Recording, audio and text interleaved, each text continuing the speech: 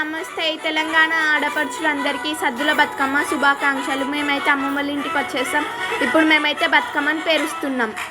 పుట్టలు పుట్టమన్నులో పూసిన కంగళ్ళు కానొచ్చే అందాల తోటలు తోట బాటల పూల మేటలు మనగంటి కోటల పుట్టలు పుట్టమన్నులో బాటల పూల మేటలు నిండి మెరుగంగా నేల తడువంగా పాల నురగంగా గునుగు పెరగంగా రంగు పువ్వుల పేర్చి పెట్టంగా పొడమి పువ్వుల పెట్టు